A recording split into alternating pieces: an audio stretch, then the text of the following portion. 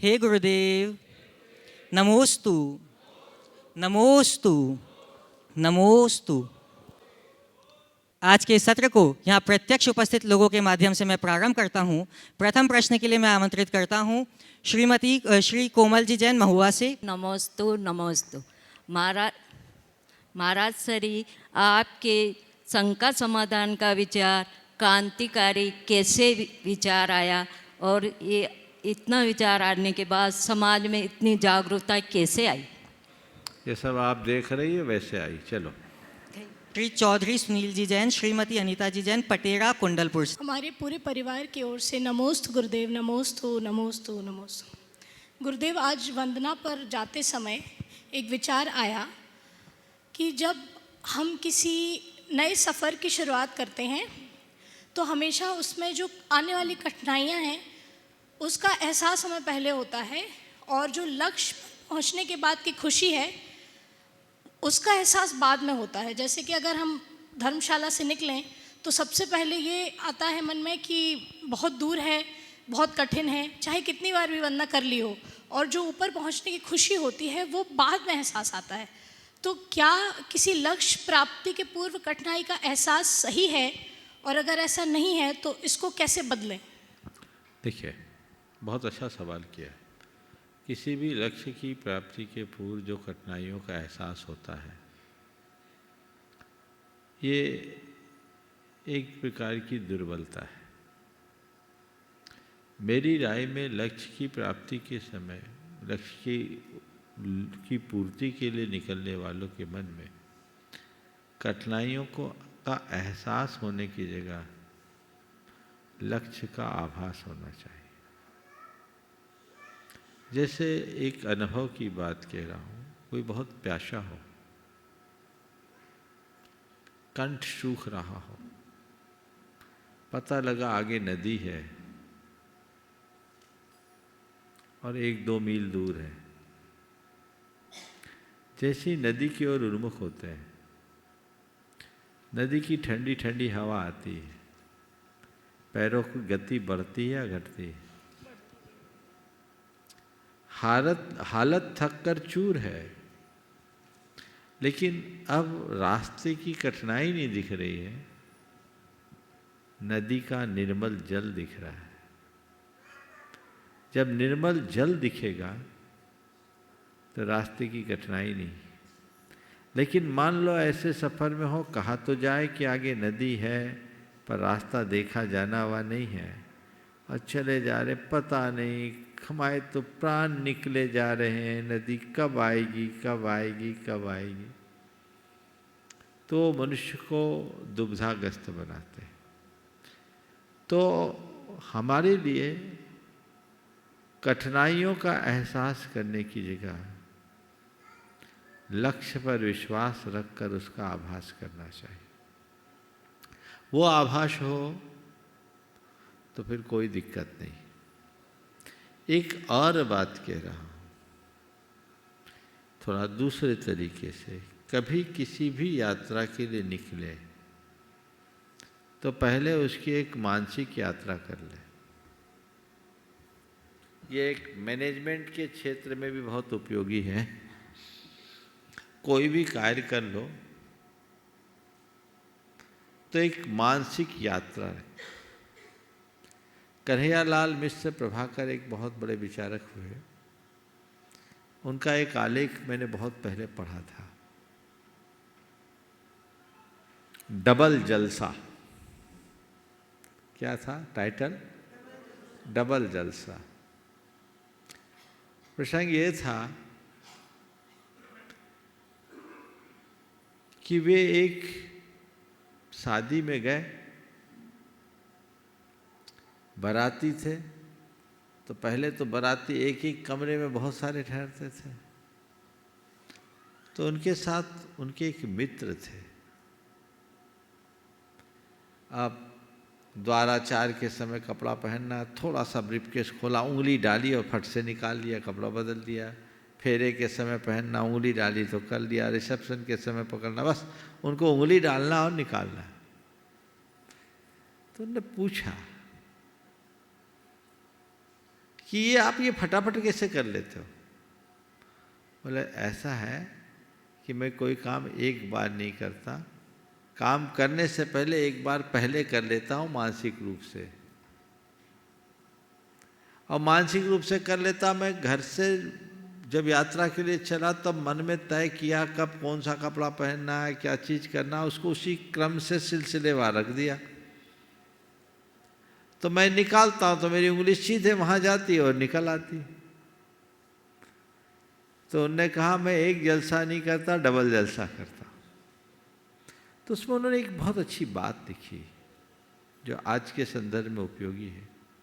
किसी भी कार्य को करना शुरू करो तो पहले उसके विषय में मानसिक रूप से सोचो, पूरी जर्नी कर डालो, उस समय उत्पन्न होने वाली कठिनाइयों का आभास करो और उस कठिनाई को सामने रखकर उसका निवारण भी तत्क्षण देख डालो, ताकि कभी किसी यात्रा पर निकलो और अचानक कठिनाई आए तो आपको सोचना न पड़े। समझ गए?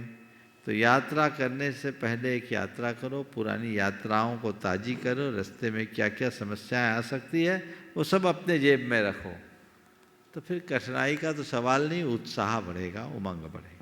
नमोस्तु गुरुदेव।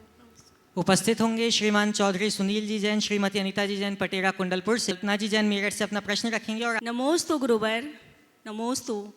महाराज श्री, मैं जिस सोसाइटी में रहती हूँ वहाँ पे रामनवमी, जन्माष्टमी जैसे अनेक फेस्टिवल्स होते हैं और उसमें वो मुझे इनवाइट करते हैं प्रसाद आदि ग्रहण करने के लिए। तो मुझे ये समझ में नहीं आता है कि देखो, मेरा एक इस संदर्भ में इतना ही कहना है, किसी भी सोसाइटी में आप रहो, सबके साथ उठना बैठना होता है, अपना एक लोक व्यवहार बनाना चाहिए। लेकिन जहाँ तक प्रसाद का सवाल है, वहाँ एक ही बात कहो विनम्रता के साथ कि हमारे यहाँ भगवान के चरणों में अर्पण किया जाता है, हम भगवान के पास कुछ लेते नहीं, इसलिए क्षमा करें, हम चढ़ाते हैं, प्रसाद नहीं लेते, ये हमारी मान्यता है। एकदम विनम्रता से आप कह दो, न उनको बुरा लगेगा न कुछ होगा, काम खत्म हो जाएगा। चलिए। नमोस्तु। उपस्थित होंगे श्रीमान एनसी जैन जी, एनएल जैन जी, कोषाधिकारी अध्यक्ष एवं कोषाध्यक्ष गुणायतन। बोले मुनि श्री प्रमाण सागर महाराज की। जैसा आप सबको विदित है कि कल 24वें तीर्थंकर वर्तमान शासन नायक भगवान महावीर की जयंती पूरा देश विदेश सब लोग मना रहे हैं, और उसी पावन अवसर पर भगवान महावीर के जन्म कल्याण के साथ साथ हम मुनिश्री का जो नया जन्म हुआ था, जो नया दीक्षा दिवस जो दीक्षा ली थी 36 साल पहले, तो हम सब लोग मिलके मुनिश्री का कल दीक्षा दिवस दोपहर में मनाएंगे। तो कल कुछ कार्यक्रम की रूपरेखा और सूचना इस प्रकार मैं आपको देना चाहता हूं और सभी से निवेदन करता हूं कि समय पे पधार कर इसमें सम्मिलित हों और अपना मुनिश्री से आशीर्वाद प्राप्त करें। कल प्रातः 5:10 पे मंगलाष्टक प्रारंभ हो जाएगा और 6 बजे तक अभिषेक शांतारा पूरी होके 6:30 बजे तक देवशास्त्र गुरु और भगवान महावीर की पूजन समाप्त हो जाएगी और फिर विधान प्रारंभ होके 8:20 तक विधान समाप्त कर दिया जाएगा। फिर मुनिश्री का कल प्रवचन होगा जो 9:20 तक चलेगा। उसके बाद मुनिश्री 11 बजे एक यहाँ जैन समाज का प्रोग्राम है मधुबन में, उसमें शरीक होने और उसमें प्रवचन सामने आनंदा भाषण, तो उसमें जाएंगे। और दोपहर में 1:45 बजे, हमने 1:30 बजे का टाइम, तो 1:45 बजे इसी परिसर में, इसी प्रवचन हॉल में महावीर जयंती का और मुनिश्री के जो दीक्षा दिवस है, 36वां दीक्षा दिवस है, उसका प्रोग्राम हम सब लोग मनाएंगे। मुनिश्री ने बहुत मना किया कि दीक्षा दिवस क्या आप लोगों का, मैं नहीं आऊँगा, लेकिन हमने बड़ी विनय की मुनिश्री से, तो आप सब लोगों से विनय है, सब अपने अपने भाव रखेंगे उसमें। मुनिश्री का उद्बोधन हमें 4 बजे के आसपास, 4 बजे से 4:45 बजे तक, 4:10 से 5 बजे तक हमें मिलेगा। तो आप सबसे निवेदन है कि इसमें भाग लेके अपना धर्म लाभ उठाएं और मुनिश्री का विशेष आशीर्वाद प्राप्त करें। और मुनिश्री कुछ न कुछ तो कल सूत्र हमें जरूर देंगे कि कैसे उन्होंने मुनि दीक्षा प्राप्त करी और कैसे आप लोगों के लिए क्या आगे का आदेश है। तो हमें जरूर कुछ न कुछ हमें कल सीखने को मिलेगा, ऐसी हम आवश्यक आशा करते हैं। हो गया, देखते हैं कल कौन कौन आता है दीक्षा लेने वाले। चलिए सवाल कीजिए। मुनिश्री के चरणों में मेरा मेरे परिवार और समस्त मोल टाउन जैन समाज का 3 बार नमोस्तु। मुनिश्री, जब आज नगरों में गांवों से पलायन नगरों की तरफ हो रहा है, नई नई कॉलोनियाँ बन रही है, गगनचुंबी इमारतें बन रही है, तो आजकल कई जगह नया, पहले भी होते थे लेकिन गृह चैत्यालय बनने लगे हैं। अब गृह चैत्यालय का क्या स्वरूप है, कहाँ तक यह ठीक है, और ठीक है तो उसमें अंदर कैसे व्यवस्था करी जाए, कैसे शुद्धता रखी जाए। पुराने ज़माने में होते थे, मैंने देखा अभी उदयपुर में जो हमारे केएल गोदा साहब थे, उनके तीनों भाइयों के परिवार में तीनों कोठियों में ऊपर छत पे गृह चैत्यालय बना, आज भी बना हुआ है, आज भी वो पूजा अर्चना वहाँ करते हैं, लेकिन प्रांगण अलग बना रखा है। तो वैसे भी दिल्ली में भी कई लोगों ने बना रखा है, साउथ में तो करीब करीब सभी घरों में गृह चैत्यालय है। वो संक्षेप में भी समझा जा सकता है। आपके सवाल का सार ये है कि गृह चैत्यालय का क्या स्वरूप होना चाहिए, ये ठीक भी है या नहीं? शास्त्रों में गृह चैत्यालय का विधान है। जिन्हें दर्शन सुलभ नहीं हो पा रहे हैं उन्हें गृह चैत्यालय का प्रयोग करना चाहिए। और गृह चैत्यालय के लिए ऐसा बताया है कि 11 अंगुल से छोटी प्रतिमाएं होनी चाहिए, 11 अंगुल से बड़ी प्रतिमा नहीं होनी चाहिए। और अगर घर में चैत्यालय बना रहे उसका कक्ष अलग होना चाहिए, उसका आवागमन का रास्ता भी अलग होना चाहिए, ताकि शुद्धि और पवित्रता बनी रहे। इस मर्यादा की रक्षा करते हुए अगर कोई चैत्यालय बनाते हैं, जिन्हें दर्शन की सुलभता नहीं है, उन्हें दर्शन का लाभ मिलता है, तो अच्छी बात। नमोस्तु। उपस्थित होंगे श्रीमान निर्मल कुमार जी जैन विदिशा से। मोदी परिवार विदिशा की ओर से नमोस्तु नमोस्तु। सुनील मैम साहब का पिताजी हूँ मैं। मेरा छोटा सा प्रश्न है, क्रियात्मक धर्म और गुणात्मक धर्म है, कौन सा धर्म श्रेष्ठ है? क्रियात्मक धर्म दिखता है और गुणात्मक धर्म लोगों को रास्ता दिखाता है। जो भीतर घटे वो गुणात्मक है, जो बाहर दिखे वो क्रियात्मक है। जिनमें गुणात्मकता होगी उनकी क्रियात्मकता जरूर होगी, लेकिन जिनमें क्रियात्मकता हो उनमें गुणात्मकता हो भी न भी हो। इसलिए हमारी कोशिश होनी चाहिए कि हम क्रियात्मक रूप के साथ गुणात्मक रूप को देखें। गुणात्मकता धर्म का अंतरंग तत्व है, क्रिया तो उसके ऊपर का आवरण है। अंतरंग के तत्व को खोकर केवल बाह्य आवरण में उलझे रहने वाले लोग धर्म का सच्चा लाभ नहीं ले सकते। श्रीमान अनुभव जी सराफ, श्री रवि मड़वैया एवं श्री अमित जी जैन दिल्ली से उपस्थित होंगे। गुरुदेव के चरणों में बारंबार नमोस्तु बंदर गुरुवर, पूरे परिवार की ओर से, पूरी भोपाल समाज की ओर से गुरुवर। और माँ गुरुवर रेगुलर आपके प्रोग्राम में सामने रहती हैं, उनका स्वास्थ्य अच्छा हो, यहीं से आप उनको आशीर्वाद देकर उनको अनुग्रहित करें गुरुवर। और मन में एक सवाल गुरुवर बारंबार आता है और आज भी चर्चाओं में हुआ, हम तीनों आए गुरुवर। हम लोग अपने क्षेत्र में मजबूत बनना चाहते हैं, हम जितने ग्रुप में हैं, और व्यवहारिक क्षेत्र में, पारिवारिक क्षेत्र में, सामाजिक क्षेत्र में गुरुवर हमें लाभ दिखता है, या हम उसको ये कह सकते हैं हमें फेवर दिखता है। तो अपने कोशिश करते हैं कि मजबूत रहें, मगर इन केस अगर हम उसको तोलते हैं कि हमें प्रॉफिटेबिलिटी ज़्यादा मिल रही है तो हम थोड़ा सा संशोधन कर लेते हैं, जो हमें बाद में गुरुवर ऐसा लगता है कि हमने गलत किया, मगर उसके सामने हमें जो सपोर्ट करते हैं वो कहते हैं कर लो ऐसा, हम मजबूत भी रहते हैं गुरुवर। वहाँ पे हमारा मन, क्योंकि वह प्रॉफिटेबिलिटी ज़्यादा आती है, कुछ ऐसा लगता है तो हम भटक जाते हैं। ऐसी स्थिति में गुरुवर हम अपने आप को किस दिशा में डालें, हम उस जगह जाएँ या रुक रहें? जो व्यक्ति छोटे हितों की पूर्ति में बड़े लक्ष्य को भूल जाते हैं, उनके साथ ऐसा ही होता है। हमेशा अपनी दृष्टि बड़े लक्ष्य के प्रति रखो, छोटे हितों को मत देखो, और हमेशा अपनी समीक्षा करते जाओ। एक एक करके 1000 सीढ़ी चढ़ने के लिए संकल्पित हो, एक साथ 100 सीढ़ी चढ़ने की कोशिश कभी न करो, सारी दुविधाएं दूर हो जाएगी। जी गुरुवर नमोस्तु। नमोस्तु महाराज जी, नमोस्तु। आपके चरणों में बारंबार नमोस्तु, मेरे परिवार की ओर से बारंबार नमोस्तु। अब नया प्रश्न कोई का मत लो। महाराज जी, मेरा व्यवहारिक एक सवाल है जो जिसमें मैं वाक्य, व्यक्ति और व्यक्तित्व तीनों की बात कर रहा हूँ। इसमें वाक्य, व्यक्ति और व्यक्तित्व।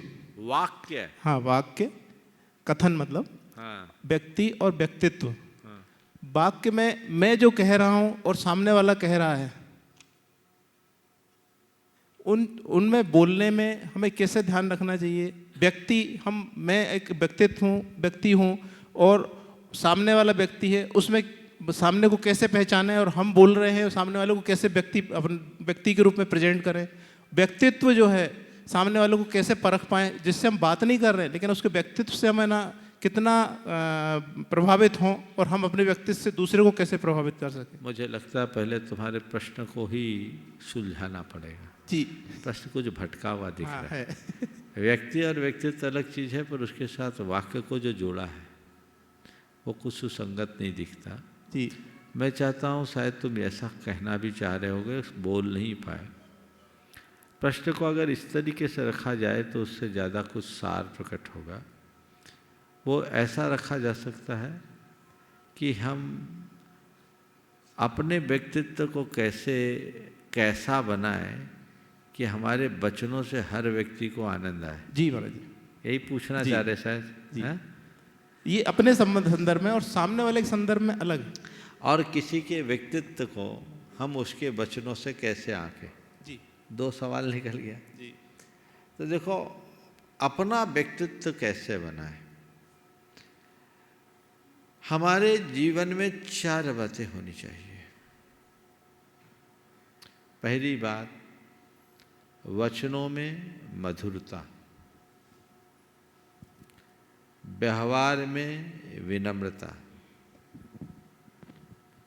सोच में सकारात्मकता और प्रवृत्ति में संतुलन।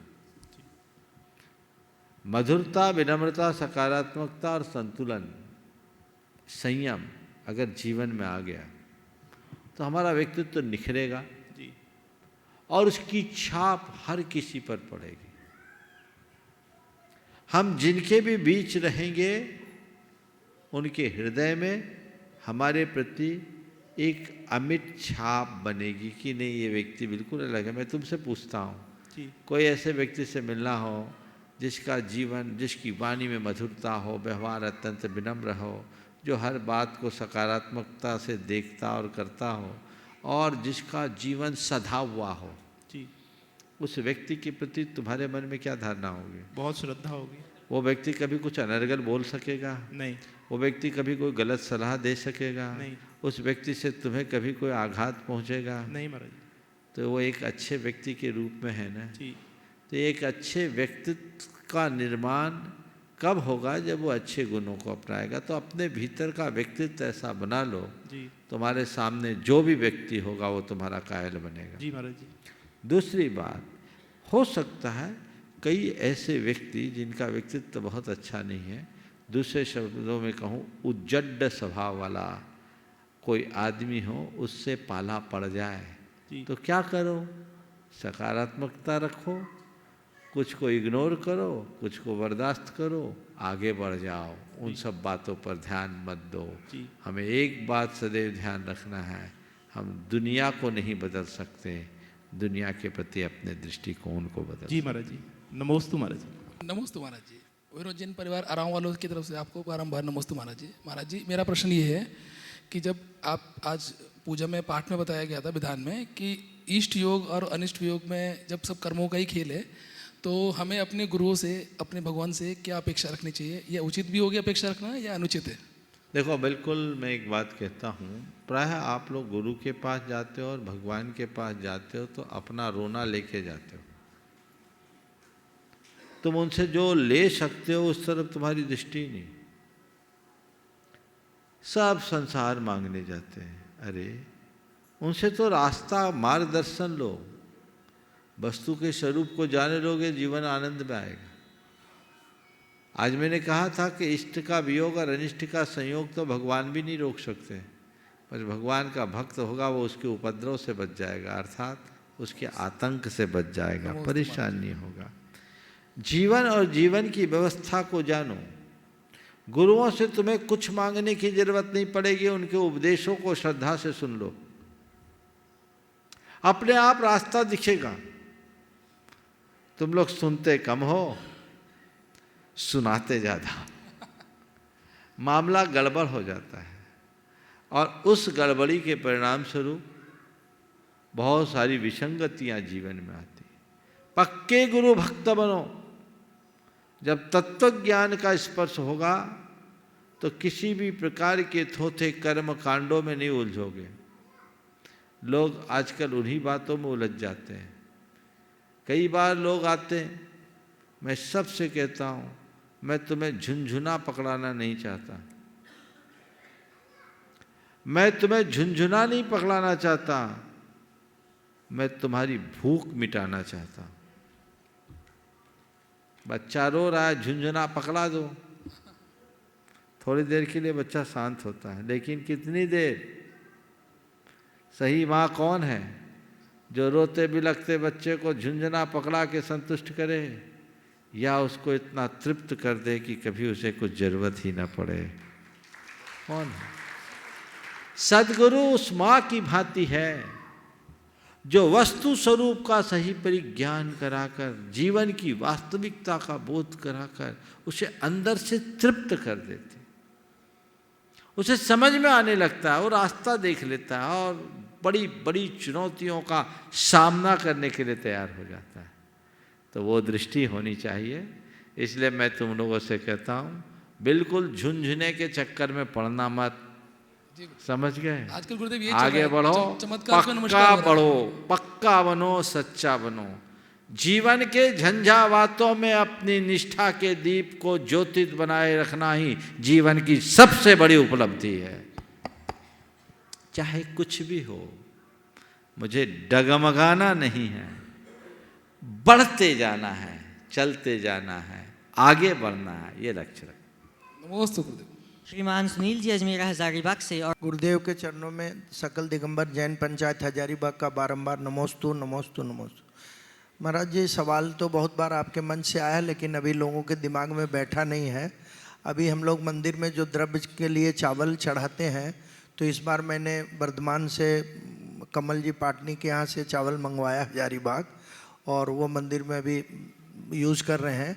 उसमें बहुत सारे हमारे जो पुजारी हैं उनको दिक्कत है कि इसमें बहुत टूट हो जाती है, ये चावल बेकार है, पहले जो आता था वो अच्छा है।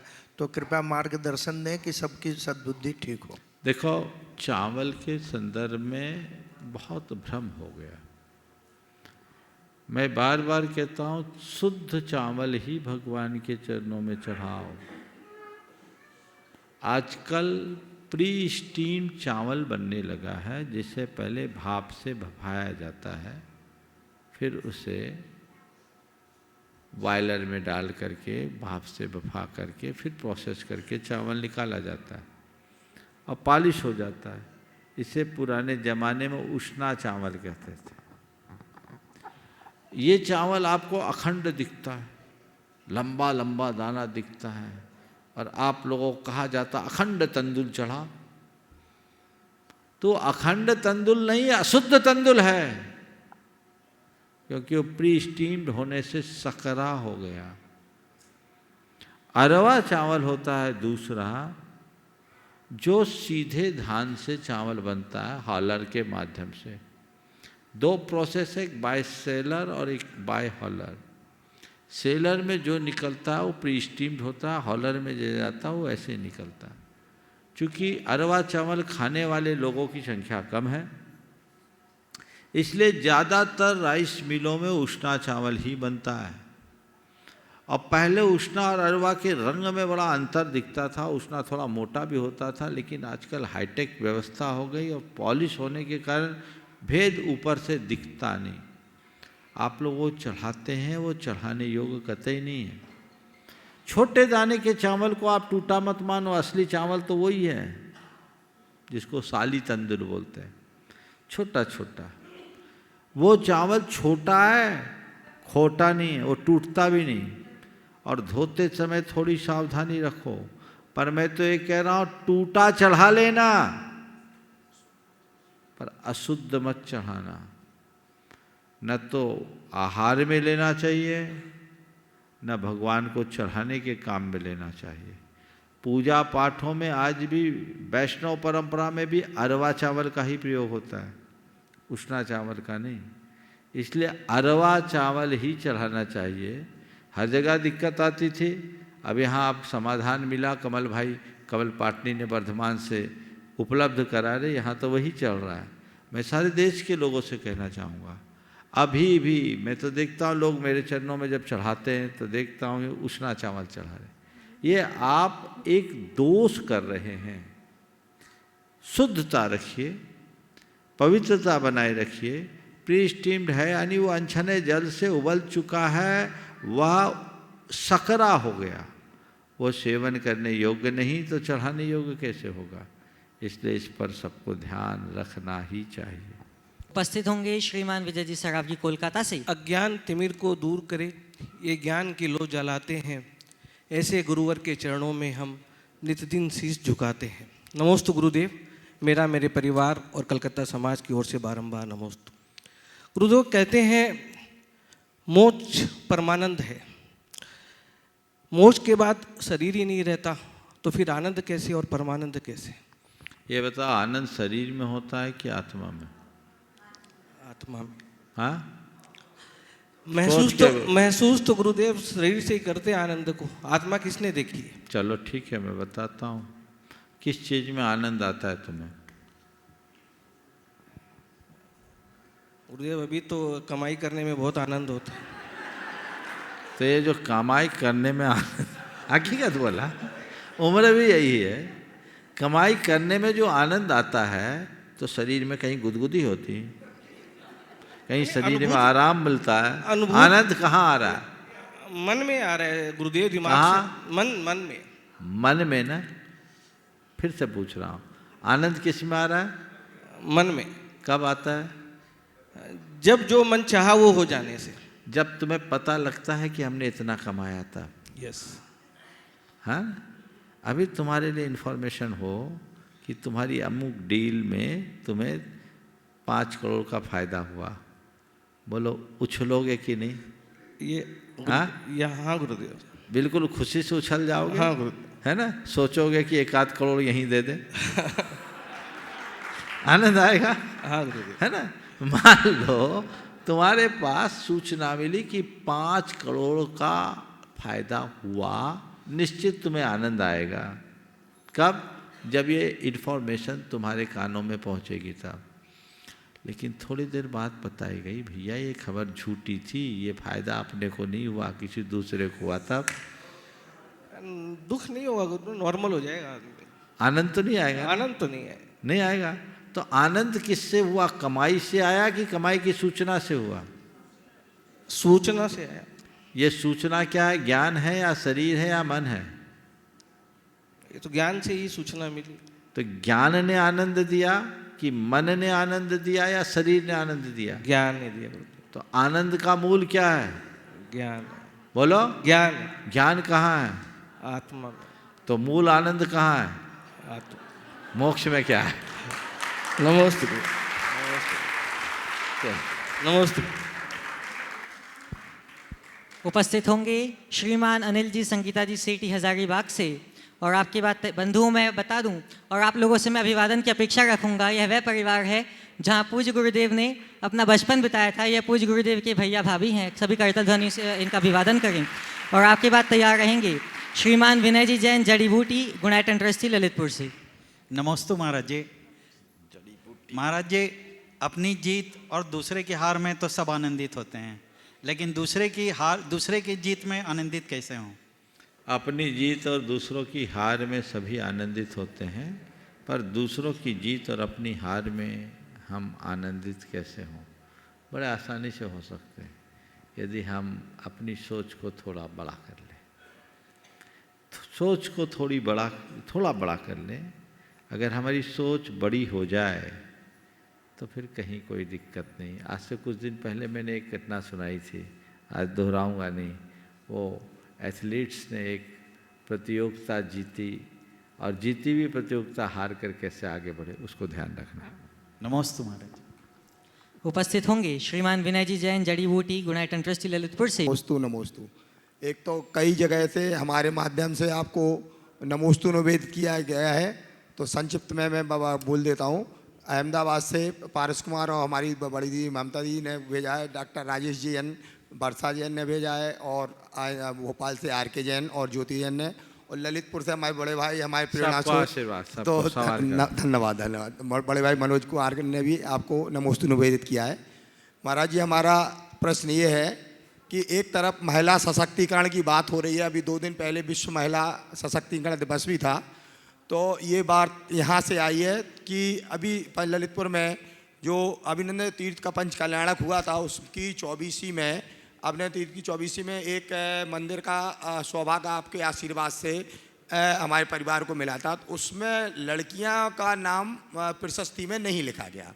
तो लड़कियां, हमारी बेटियां बाहर पढ़ती हैं, तो उन्हें जैसे मालूम पड़ा कि उनका नाम नहीं है।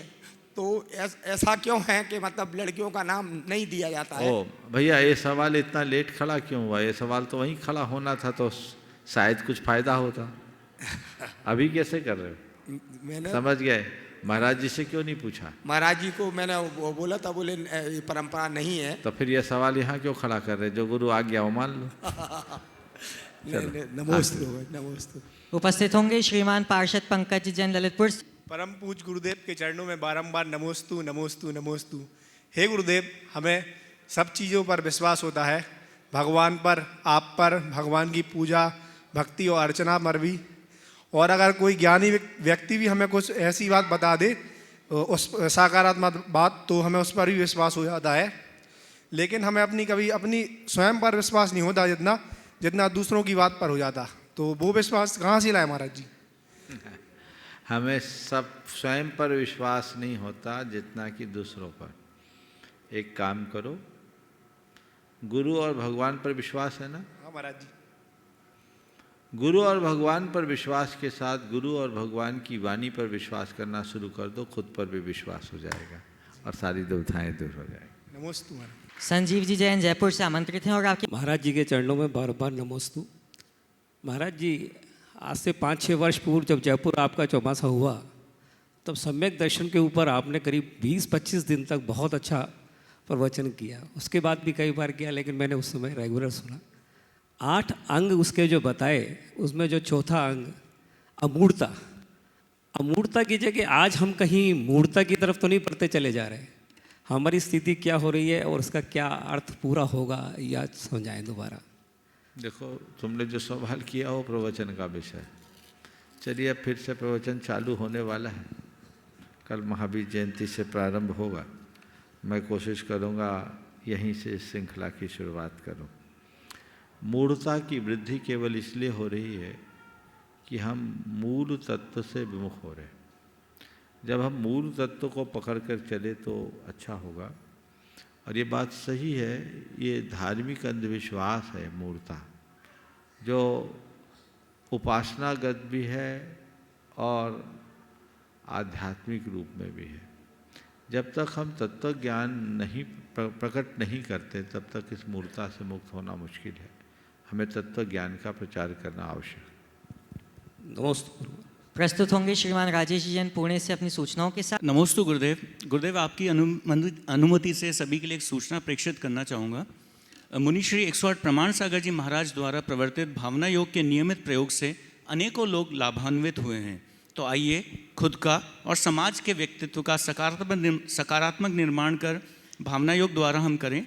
जी हाँ, अब आप भावना योग का शिविर आपके अपने शहर, मंदिर, स्कूल, कॉलेज, संस्थान अथवा सामाजिक ग्रुप में करवा सकते हैं। इसके लिए आप वेबसाइट www.pramansagar.net और प्रमाणिक समूह में जाकर के भावना योग के सेक्शन में उपलब्ध फॉर्म को भर सकते हैं। भावना योग की टीम इस पंजीकरण के पश्चात आपसे संपर्क करेगी और इसे क्रियान्वित करवाएगी। तो आइए, घर घर भावना योग, जन जन भावना योग की इस मुहिम में आप भी सहभागी बने। धन्यवाद। चलो, अगला नाम बोलो।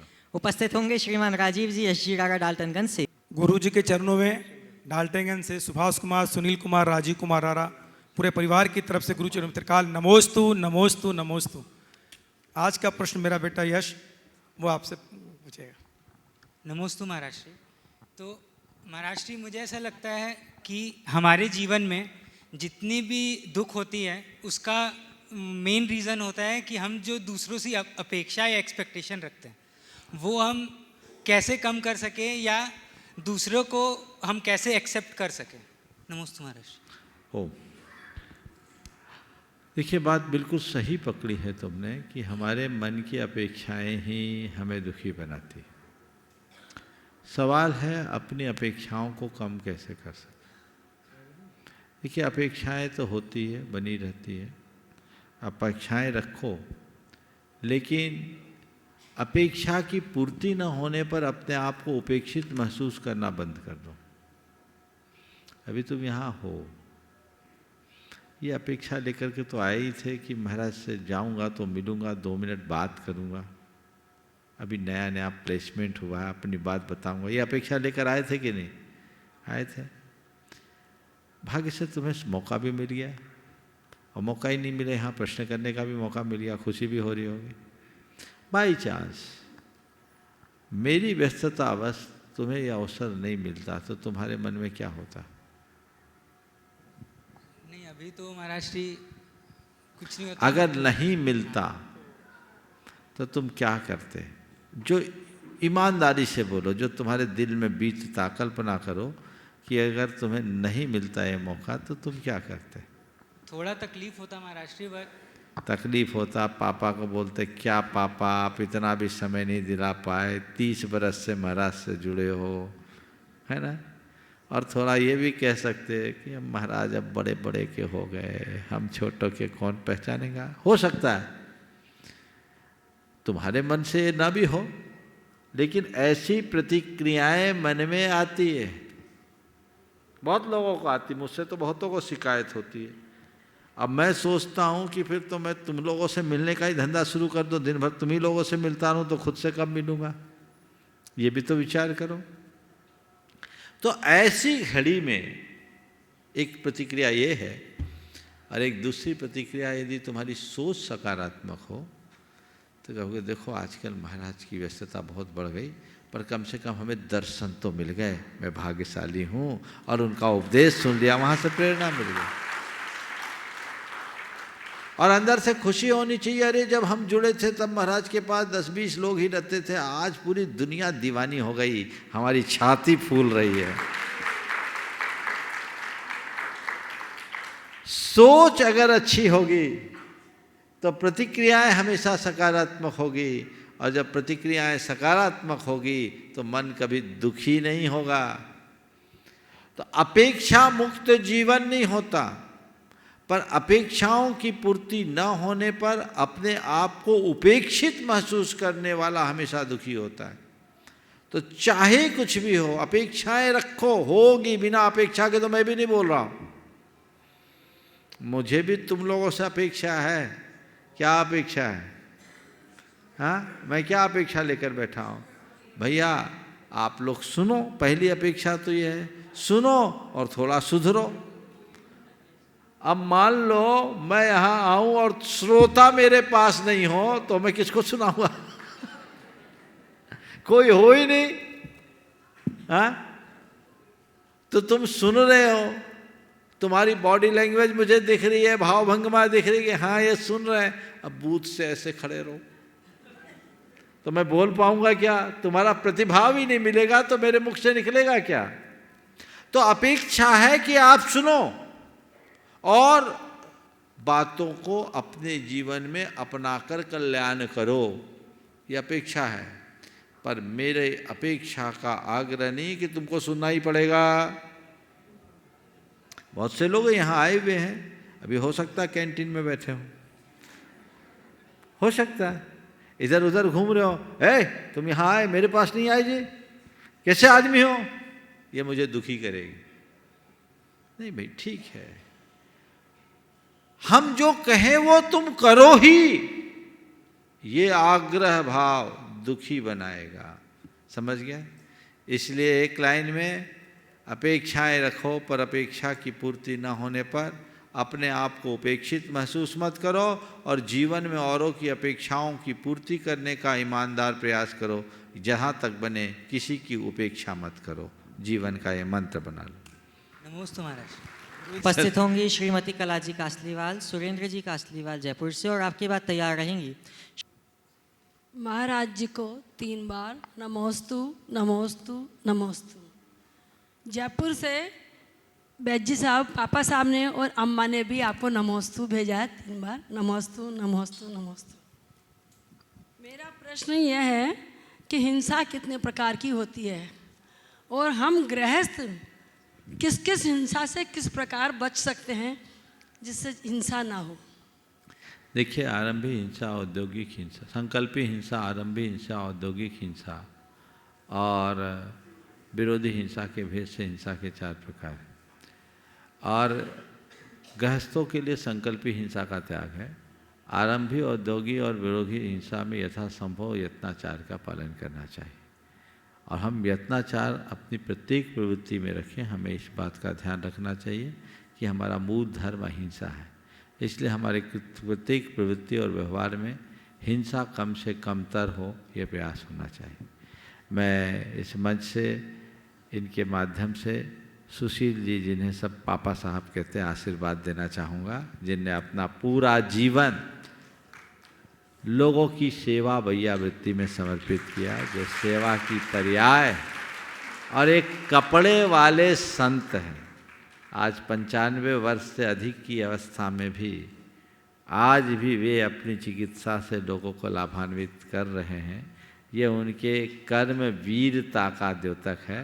ये सौभाग्य है कि ये कला जी उनकी ही सुपुत्री और उनके ही रास्ते पर चल रही है, आगे बढ़ते जा रहे।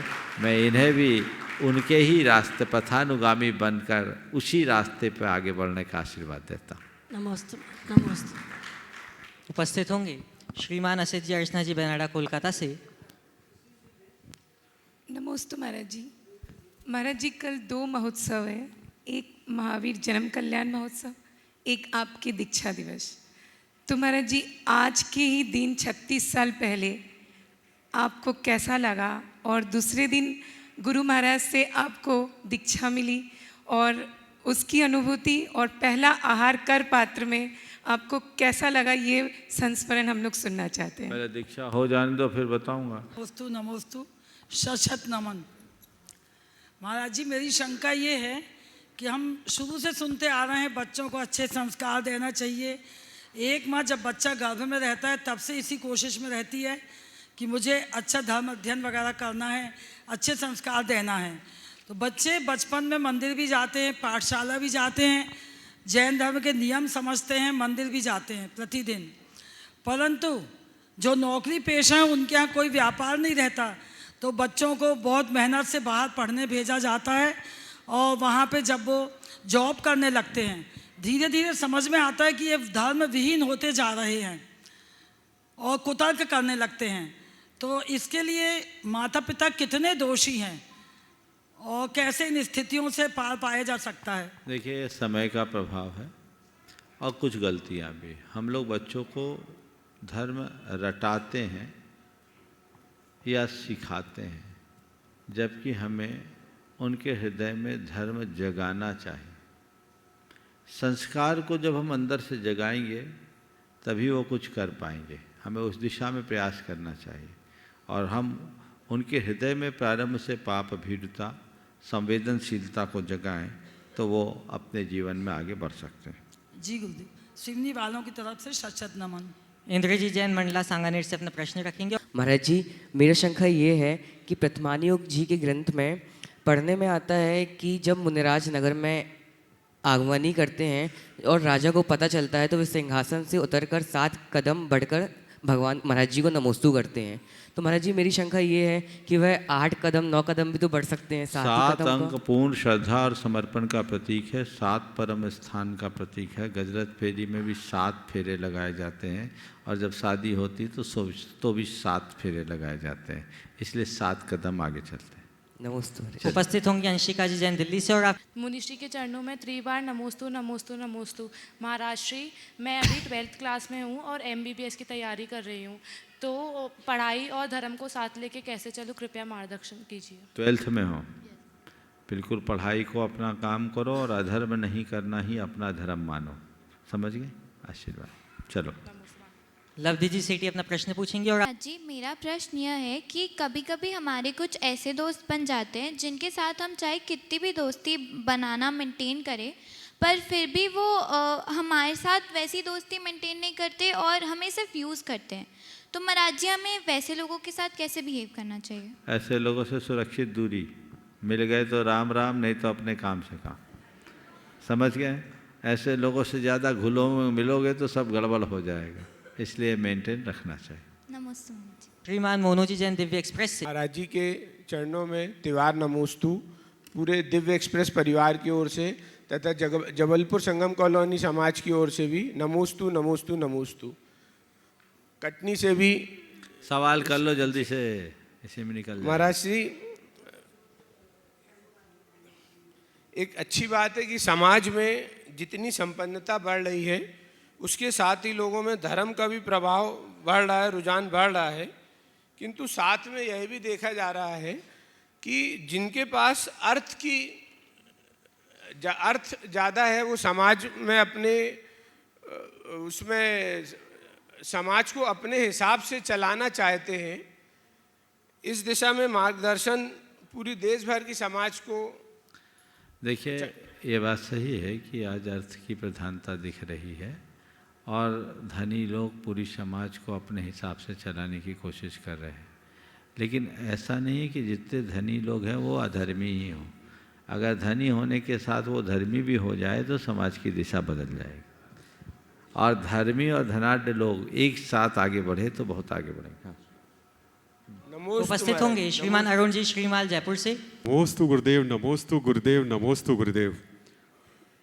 गुरुदेव, स्वाध्याय के समय किस बात का सबसे ज़्यादा ध्यान रखना चाहिए? विनय का, शुद्धि का, पवित्रता का, एकाग्रता का। नमोस्तु महाराज जी, नमोस्तु। इस प्रकार आज के सत्य को परम पूज्य गुरुदेव के चरणों में नमन अर्पित करते हुए यहीं पर विराम। बोलिए परम पूज्य आचार्य गुरुवर श्री विद्यासागर जी महाराज।